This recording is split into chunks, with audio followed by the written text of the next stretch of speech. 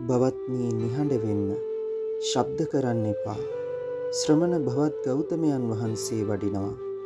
උන්වහන්සේ නිහඬ බවට කැමති කෙනෙක්. උන්වහන්සේ නිහඬ බවේ ගුණ කියන කෙනෙක්. දවසක් සකුළුදායි නම් පිරිවැජියා භාග්‍යවතුන් වහන්සේ වඩිනවා දැකලා තමන්ගේ පිරිස මේ ආකාරයෙන් කියලා නිහඬ කරවනවා.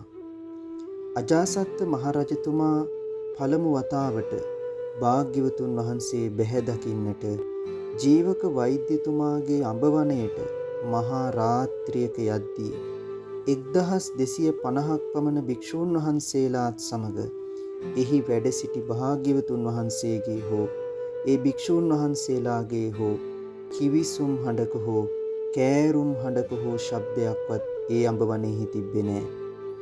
ඒ දැකලා අජාසත් මහරජතුමා කල්පනා කළා තමන්ගේ පුත්‍ර උදේබද්ද කුමාරයාත් මෙන්න මේ වාගේ ඉන්ද්‍රිය දමනයෙන් යුතු නිහඬභාවයෙන් පිරුණු කෙනෙක් වෙනවා නම් කොයිතරම් හොඳද කියලා.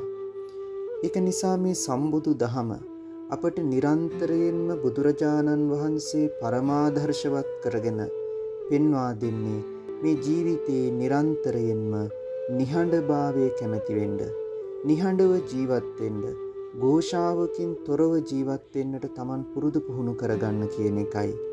ඒක නිසාමයි ලෝතුරා බුද්ධත්වයේ සොයාගෙන යන මහා බෝධිසත්වයන් වහන්සේ කෙනෙක් බෝධිසත්ව සමයේ ඉඳලාම මේ නිශ්ශබ්දතාවයටම කැමති වෙන්නේ.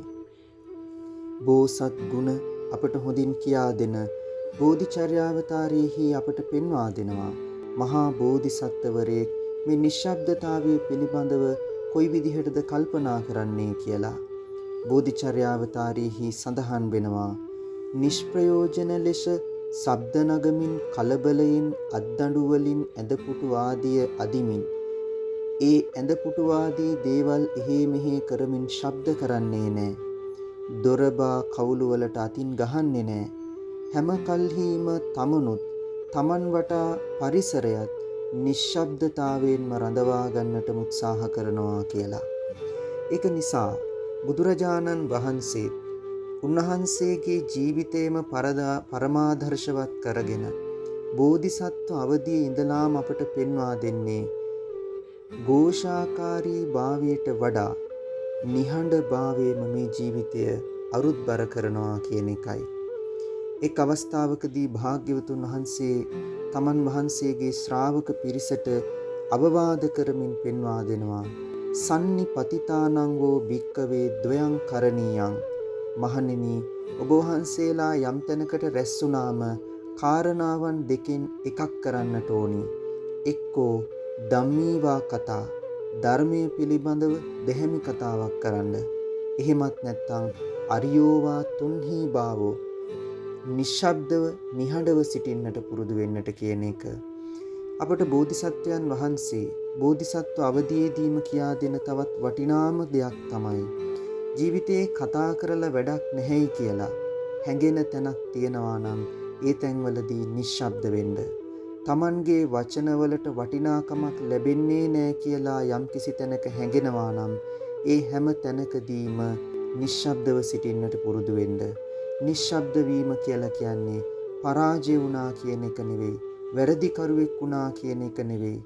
සමහර වෙලාවට සත්‍ය තේරුම් ගන්නේ නැති මිනිස්සු වෙනුවෙන් කතා කරනවාට වඩා යමක් පැහැදිලි කරලා තේරුම් කරලා දෙන්නට පුළුවන් කමක් නැතයි කියලා හැඟෙන තැනක් වෙනවා නම් ඒ බඳු තැන්වල නිශ්ශබ්දවම ඉන්න එක බුද්ධිමත් දෙයක් කියලා භාග්‍යවතුන් වහන්සේ අපට තමන් වහන්සේගේම ජීවිතය පරමාදර්ශවත් කරගෙන පෙන්වලා දෙනවා. ජාතක පාළියේ තක්කාරිය කියන ජාතක දේශනාව දේශනා කරමින් භාග්‍යවතුන් වහන්සේ පෙන්වා දෙන්නේ නපුරු වචන ලක්ෂයකට වඩා එකම එක යහපත් වචනයක් ඇති වටිනාකම 12 කලාවෙන් එක් කලාවක් තරම්වත් වටින්නේ නැහැ කියන එකයි.